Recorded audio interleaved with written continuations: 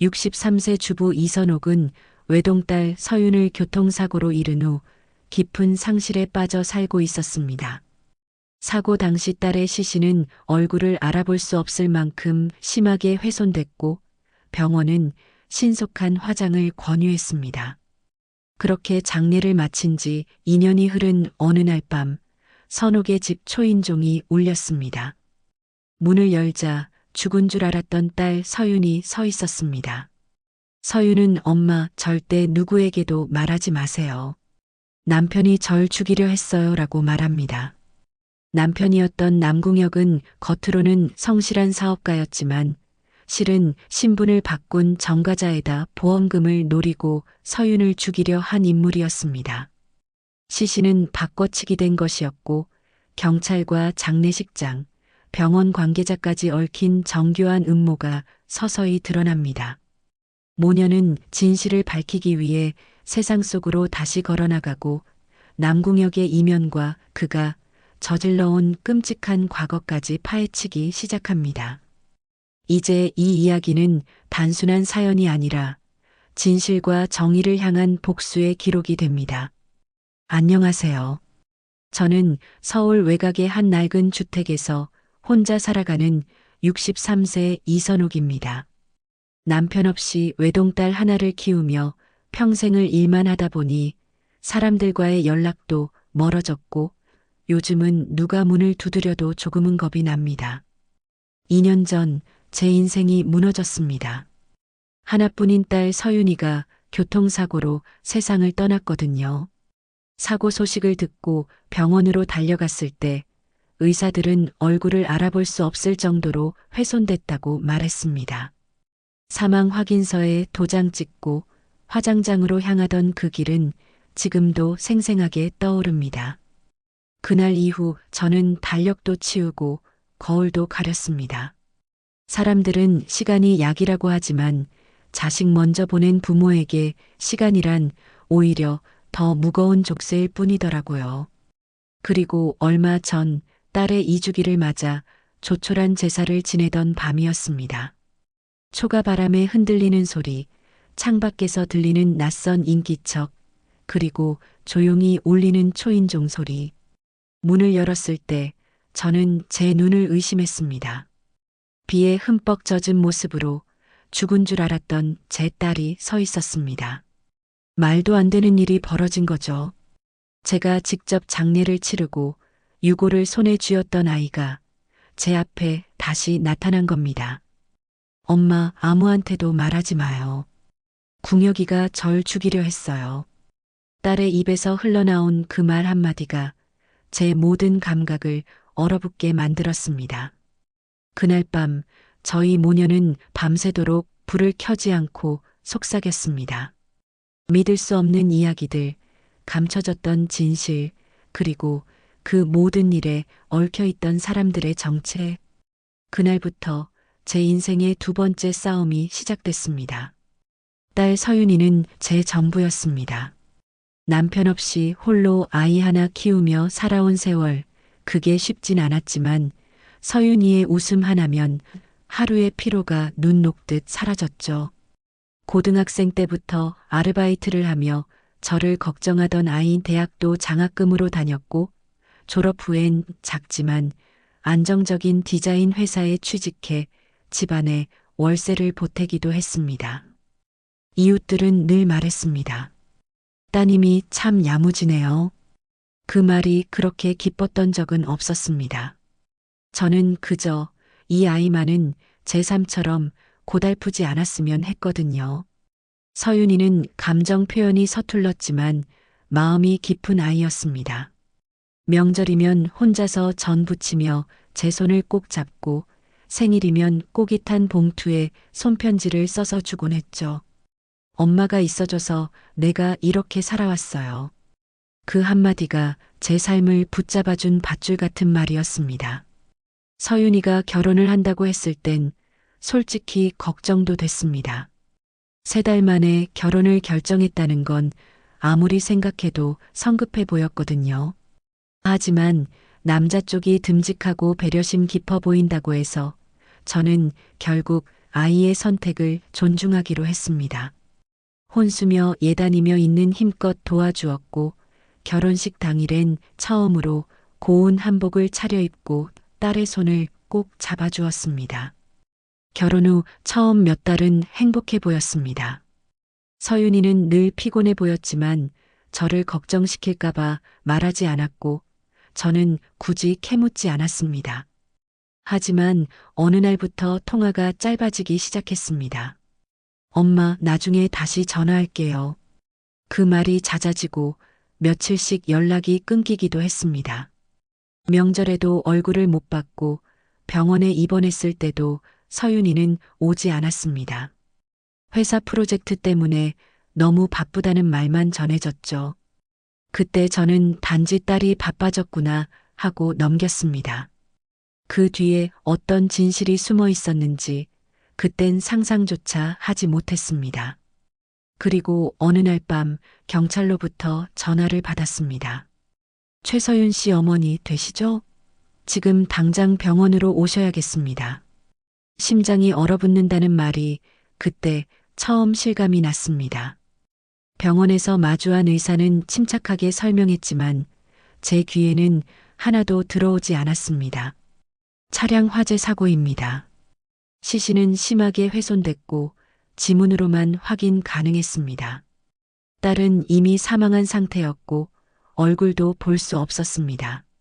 장례는 3일 뒤로 정해졌고 화장 절차는 너무나 신속하게 진행됐습니다. 누가 시신을 재촉했는지도 몰랐습니다. 그냥 모두가 그렇게 하자고 해서 따라갔을 뿐입니다. 그날 이후 저는 하루하루를 잃어가는 기분으로 살아왔습니다. 냉장고에 붙어 있던 서윤이의 메모 한 장, 결혼식 날 찍은 사진, 책상 서랍 속에 접힌 손편지. 그 모든 게 무거운 증거처럼 느껴졌습니다. 내가 그 아이를 지켜주지 못했다는 죄책감만 커져갔습니다. 하지만 세상은 그렇게 쉽게 끝나지 않았습니다. 딸의 이주기를 앞둔 어느 밤 죽은 줄 알았던 서윤이가 제 문 앞에 서 있었을 때 저는 처음으로 죽는 것보다 더한 공포가 있다는 걸 알게 됐습니다. 그 아이가 말했습니다. 엄마, 제가 죽은 게 아니었어요. 그리고 죽으려고 했던 사람도 따로 있어요. 서윤이가 결혼한 지 몇 달이 지나고 그 아이의 말투에서 이상한 기색이 느껴지기 시작했습니다. 엄마, 그냥 나중에 연락할게요. 요즘은 통화하기가 좀 그래. 분명 목소리는 서윤이인데 그 속에 담긴 기운은 낯설었습니다.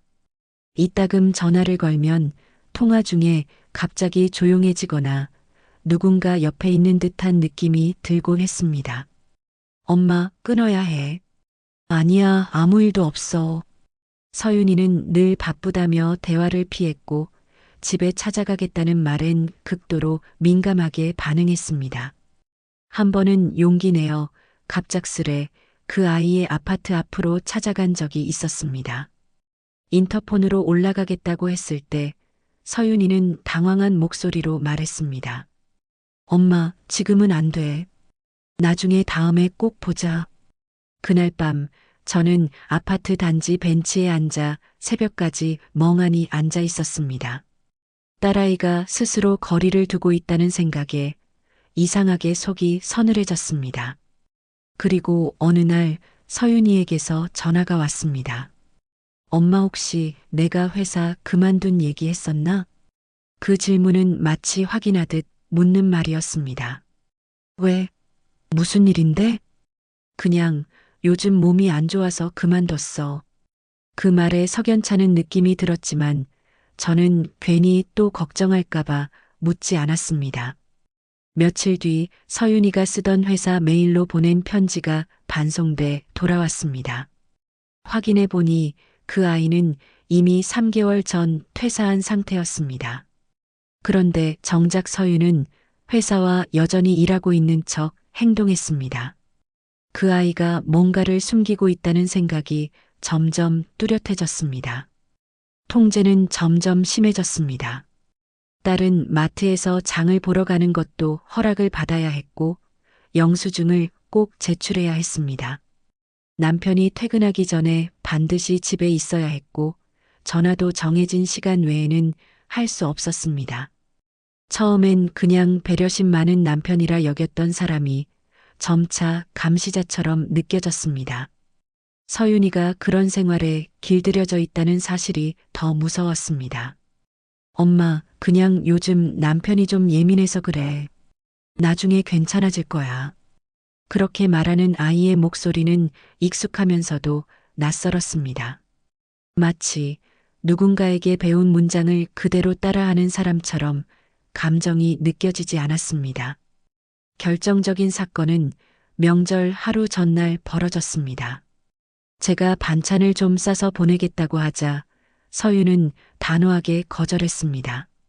엄마, 절대 오지 마. 진짜 오면 안 돼. 그때 아이의 목소리는 두려움에 떨고 있었습니다. 그날 밤 저는 잠을 이룰 수 없었습니다. 딸이 혼자가 아니라는 느낌, 누군가의 눈치를 보고 있다는 느낌, 그리고 딸이 점점 저에게서 멀어지고 있다는 사실, 그 모든 게 단순한 부부의 갈등이 아니라는 걸 깨닫기까지 그리 오랜 시간이 걸리지 않았습니다. 서윤이의 표정, 목소리, 눈빛 어느 하나도 예전 같지 않았습니다. 그리고 그 아이가 사라졌습니다. 차량 화재, 신원 불명, 급하게 치러진 장례. 그 모든 것이 단 한 사람의 손에서 통제되고 있었음을 저는 너무 늦게 깨달았습니다. 서윤이의 삶은 결혼과 동시에 점점 감옥처럼 변해갔습니다. 처음 몇 주는 괜찮았습니다. 남궁혁은 다정했고 손수 저녁도 차려주며 따뜻한 말을 건넸습니다. 하지만 시간이 지날수록 서윤은 숨을 쉴 수 없는 생활에 갇혀 있었습니다. 가장 먼저 회사 일은 그만두라는 요구가 있었습니다. 여자는 집에서 조용히 있는 게 좋아. 돈은 내가 벌 테니까. 그 말이 달콤하게 들렸던 건 잠시, 곧 그 말은 명령이 되었고, 그날 이후 서윤은 외출조차 제한당했습니다. 휴대폰은 통화 목록과 문자까지 매일 점검당했고, 마트에 다녀올 때도 CCTV처럼 따라붙는 눈초리와 왜 시간이 이렇게 걸렸냐는 신문이 기다리고 있었습니다.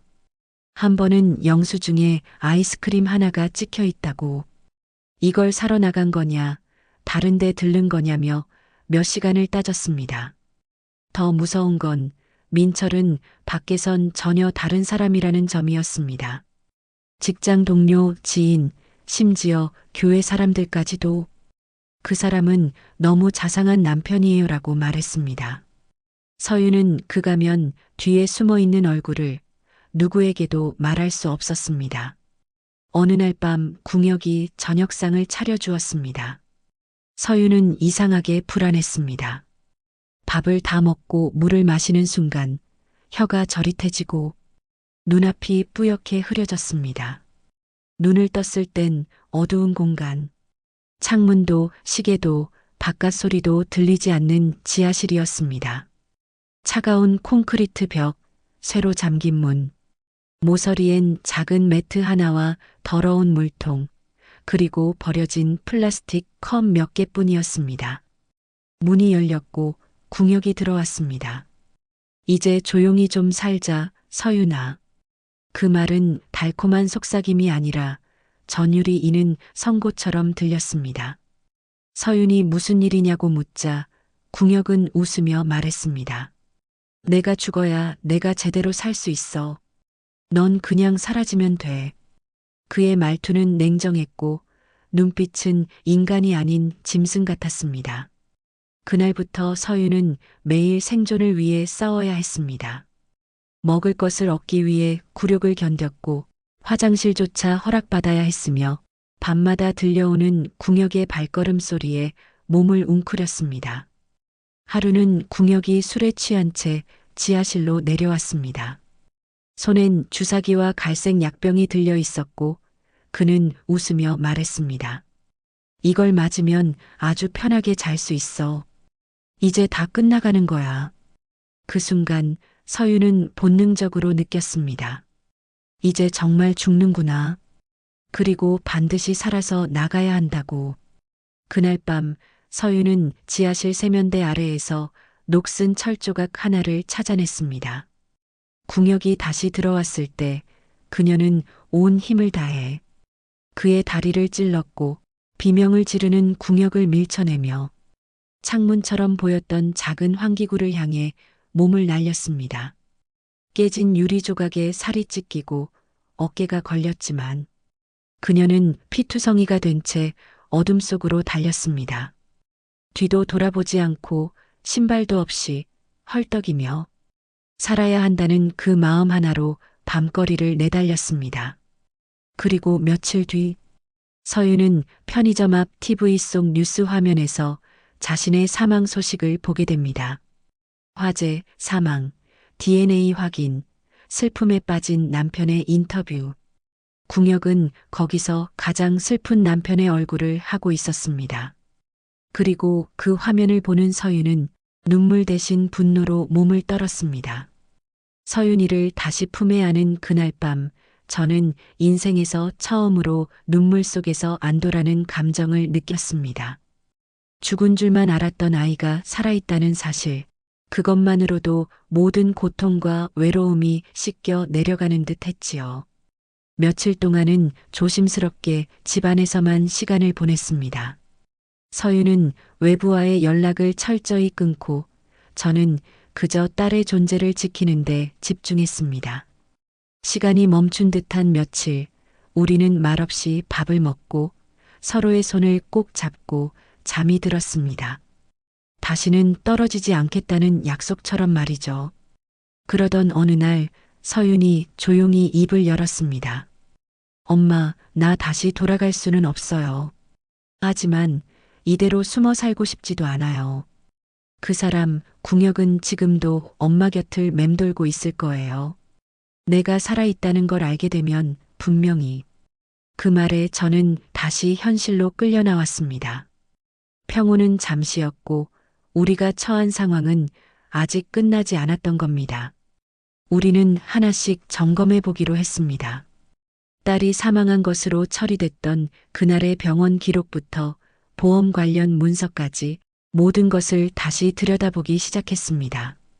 첫 번째로 찾은 곳은 딸의 장례가 치러졌던 병원이었습니다. 사망진단서를 작성한 박민수 과장은 당황한 듯 했지만 신원 확인이 어려웠고 남편의 요청에 따라 신속하게 절차를 밟았다고만 말했습니다.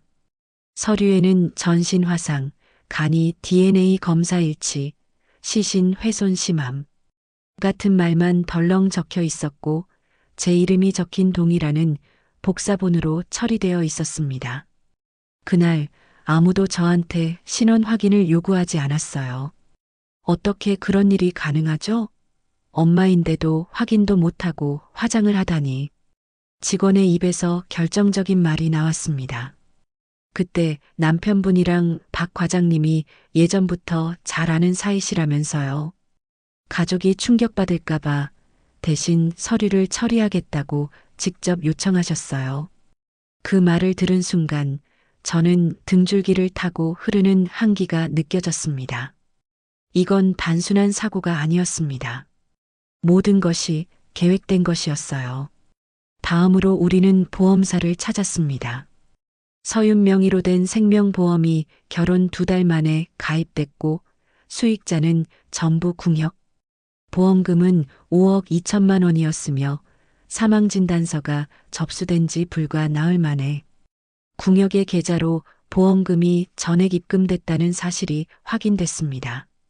정상 처리보다도 훨씬 빠르네요. 담당 직원은 무심하게 말했지만 저희에겐 그 한마디가 결정적이었습니다. 사랑이 아니라 돈. 궁역은 처음부터 돈을 노리고 제 딸을 죽이려 했던 겁니다. 그날 밤 저는 집 우체통에서 편지 한 장을 발견했습니다.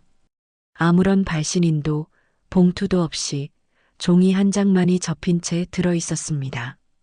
펼치자 검은 펜으로 단 한 문장이 적혀 있었습니다.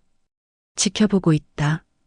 저는 그 자리에서 다리에 힘이 풀렸고 서윤은 종이를 덮으며 입술을 꽉 깨물었습니다. 엄마 이제 도망치지 않을 거예요. 이번엔 끝을 봐야 해요. 그 말에 저는 고개를 끄덕였습니다. 이제는 피해자처럼 숨어 있지 않겠다고, 우리 손으로 진실을 세상에 끌어내겠다고 결심한 순간이었습니다. 며칠 전부터였어요.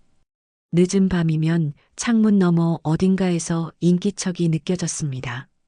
처음엔 바람 소리겠거니 했지만 같은 시각, 같은 위치에서 들려오는 발걸음 소리에 저는 점점 잠을 이룰 수 없었습니다. 그러던 어느 날 새벽 문 앞에 낯선 봉투가 놓여 있었어요. 내용은 단 한 줄이었습니다. 끝난 줄 알았지? 아직 시작도 안 했어. 그 문장을 보는 순간 서윤과 제 얼굴이 동시에 하얗게 질렸습니다. 엄마 궁역이 아직 움직이고 있는 것 같아요. 서윤은 한동안 떨리는 손으로 봉투를 쥔 채 말이 없었습니다. 궁역은 무기징역을 선고받았고 박민수 과장도 교도소에 있습니다. 그런데도 누군가 우리를 감시하고 있다는 사실은 또 다른 공범의 존재를 암시하는 것이었습니다. 우리는 사설 탐정을 다시 고용했습니다. 며칠 후 탐정은 충격적인 자료를 건넸습니다. 궁역, 아니 박민성. 그는 과거에도 3차례 보험금 사기를 저질렀고 그때마다 도와준 이름이 하나 더 있었습니다. 정찬호. 현재 서울 외곽에서 장례대행 업체를 운영 중인 인물이었죠. 그는 사건 당시 서윤이 장례를 신속하게 처리해 주겠다며 병원 측과 접촉했고 모든 절차를 박민수 과장과 함께 밀어붙인 인물이었습니다. 게다가 더 큰 문제는 따로 있었습니다. 박민성이 감옥에 들어가기 직전 한 여성과 수차례 접촉한 흔적이 확인됐다는 겁니다. 그 여성은 경기도 일산에 거주 중인 30대 초반 고아 출신의 사회복지사였습니다. 궁역이 아니 박민성이 그 여자를 다음 타깃으로 삼은 것 같아요. 서윤의 목소리는 공포로 얼어붙어 있었습니다. 우리는 더 이상 주저할 수 없었습니다. 그녀를 찾아가 경고하고 진실을 밝혀야만 했습니다. 하지만 그녀는 우리 말을 쉽게 믿지 않았습니다. 그 사람은 정말 좋은 사람이에요. 저 지금 약혼까지 했다고요. 그 말에 서윤은 눈을 질끈 감았습니다. 그녀는 마치 과거의 자신을 마주한 듯 떨고 있었어요. 그 사람이 언제 어떻게 바뀔지 몰라요. 제발 너무 늦기 전에. 하지만 그녀는 문을 닫았습니다. 우리는 돌아서며 결심했습니다. 이번에는 반드시 그 지하실의 공포가 다시는 반복되지 않도록 막겠다고. 이번엔 증거를 쥐고 세상이 외면하지 못하도록 파고들기로 했습니다. 그리고 박민성의 모든 과거를 들춰내 끝장을 볼 준비를 시작했습니다. 그날 밤 우리는 박민성이 교도소에서 접견을 요청했다는 전화를 받았습니다. 서윤 씨 어머니시죠? 수감자 남궁역 접견 요청하셨습니다. 순간 손에 쥔 수화기가 식은땀으로 미끄러질 뻔했습니다. 무기징역을 선고받은 그가 왜 지금 와서 접견을? 하지만 우리는 갔습니다. 진실을 마주하려면 피해서는 안 되는 순간이었습니다. 접견실에서 마주한 그의 얼굴은 여전히 여유로웠습니다. 잘 지냈어요? 이렇게 다시 보게 될 줄 알았지. 그 한마디에 제 온몸이 떨려왔습니다. 서윤은 차가운 눈으로 그를 똑바로 바라보며 말했습니다. 당신이 끝난 줄 알았어요. 그런데 또 무슨 짓을 꾸미고 있죠? 궁역, 아니 박민성은 미소를 지으며 고개를 저었습니다. 끝난 건 내가 아니라 너희지. 여기 있다고 해서 내가 아무것도 못할 것 같아? 그의 말 한마디 한마디가 칼처럼 가슴에 박혔습니다. 그 여자? 걱정 마. 곧 뉴스에서 보게 될 거야. 그 순간 서윤은 자리에서 벌떡 일어나 유리창을 두드리며 소리쳤습니다.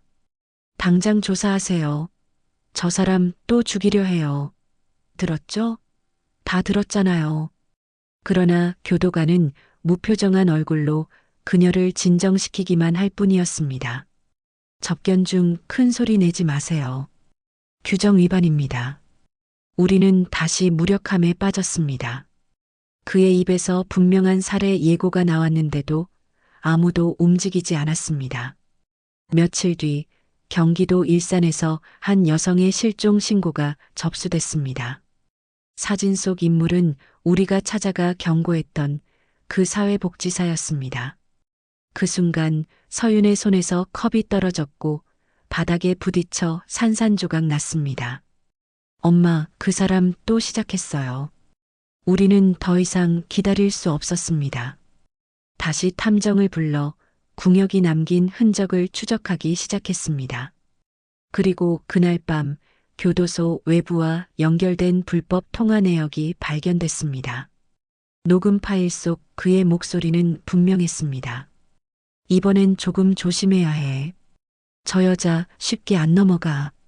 근데 지하실은 준비돼 있지? 이틀 안에 처리해.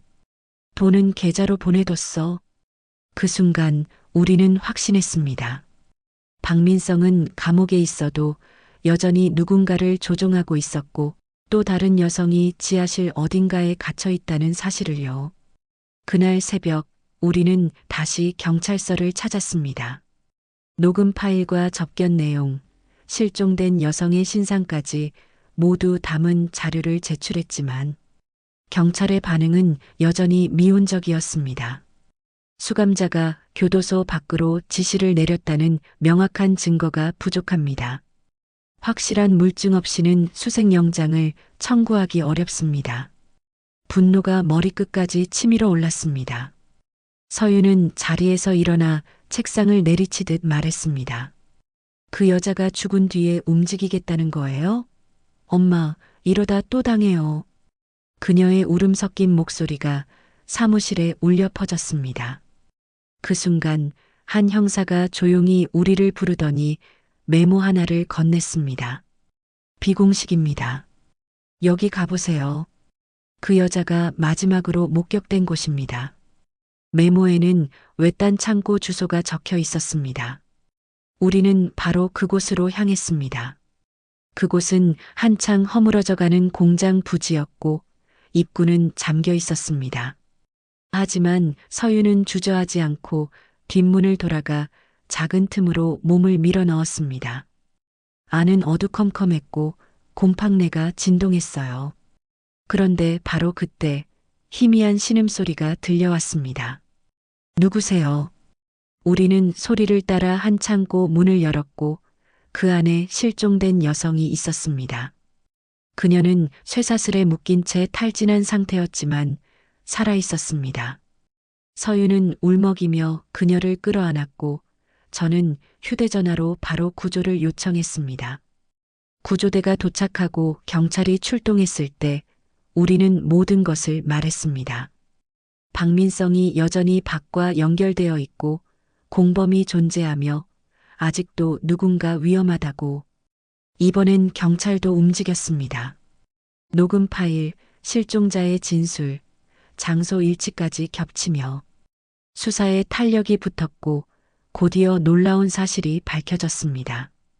박민성과 접촉한 공범은 박민수 과장의 친조카 정찬호였던 겁니다. 그는 궁역의 범행을 모조리 알고 있었고 장례업체를 위장해 시신 교체 작업을 도맡아왔던 인물이었습니다. 그는 검거 과정에서 도주를 시도하다가 붙잡혔고 그의 차량과 창고에서 다른 여성들의 유품이 발견되었습니다. 박민성 역시 교도소 내 불법 휴대전화 사용 및 조직 연계 정황이 드러나며 다시 조사에 들어갔습니다. 이번엔 진짜 끝장을 보기 위한 수사였습니다. 서윤은 구조된 여성의 손을 꼭 잡고 말했습니다. 우리는 이제 그 지하실의 문을 영원히 닫아버릴 거예요. 그녀의 눈빛은 더 이상 피해자의 것이 아니었습니다. 분노와 절망을 넘어선 결단의 빛이었습니다. 그날 이후 저희 모녀는 단단히 각오했습니다. 이번엔 우리가 먼저 움직여야 한다고. 서윤은 다시 도망치지 않겠다고 말했고, 저는 이번만큼은 끝을 보겠다는 결심을 했습니다. 먼저 궁역의 일상을 추적하기 시작했습니다. 매주 수요일 밤이면 어김없이 불법 도박장인 청룡회관에 출입하는 패턴을 확인한 우리는 궁역의 집과 차량에 몰래 녹음 장치를 설치했습니다. 그리고 며칠 뒤 궁역이 술에 취해 동료와 통화하는 소리를 생생히 담은 결정적 녹음 파일이 확보되었습니다. 그 파일에는 이번 건도 처리 끝났어. 시체 바꿔치기 다 끝났다고. 박 과장도 입 다물고 있고 5억이면 오래 놀 수 있어라는 그의 목소리가 분명하게 담겨 있었습니다. 녹음 파일과 사설 탐정의 조사 보고서를 챙겨 우리는 다시 경찰서를 찾았습니다. 서윤이 살아있다는 사실만으로도 충격적이었지만 김정우 경위는 녹음 파일을 듣고 난 뒤 얼굴빛이 달라졌습니다. 이건 이 정도면 수사 재개가 아니라 체포영장도 가능하겠는데요. 며칠 후 궁역은 회사 사무실에서 긴급 체포되었습니다.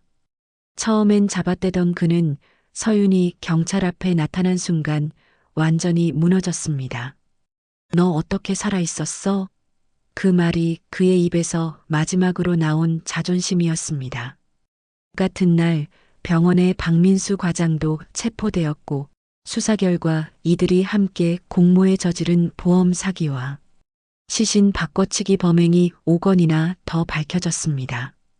이제 복수의 칼날은 서서히 그들의 목을 향해 겨누기 시작했습니다. 우리 모녀는 더 이상 숨어 있지 않았고 세상은 그들의 추악한 민낯을 마주하기 시작했습니다. 재판이 시작되자 궁역은 모든 혐의를 부인했습니다. 오해입니다. 제 아내가 정신적으로 불안한 상태였고 박 과장도 단지 제 친한 형일 뿐이에요. 하지만 서윤이 직접 증언대에 섰을 때 법정은 숨소리 하나 없이 고요해졌습니다. 제가 직접 지하실에서 탈출했습니다. 그 사람이 제게 뭐라고 했는지 기억합니다. 내가 죽어야 너도 살 수 있어. 그 말 지금도 또렷이 기억납니다. 서윤의 목소리는 떨리지 않았고 진심은 재판정을 가득 메웠습니다. 이어 제출된 녹음 파일과 탐정 보고서 그리고 살아 돌아온 실종 여성의 진술까지 궁역과 박민수 과장은 더 이상 빠져나갈 구멍이 없었습니다. 결국 궁역은 무기징역을, 박민수 과장은 10년형을 선고받았습니다. 하지만 여기서 끝이 아니었습니다. 궁역의 계좌로 들어간 보험금 5억 원은 이미 일부 소비되었지만 법원의 판결로 남은 금액은 회수되었고 피해자 가족들에게 배상으로 지급되었습니다. 박 과장이 운영하던 장례시설은 폐쇄되었고 병원은 공식 사과문을 게재하며 연루된 인사 전원을 직위 해제했습니다. 법정 밖에서 서윤은 담담하게 말했습니다.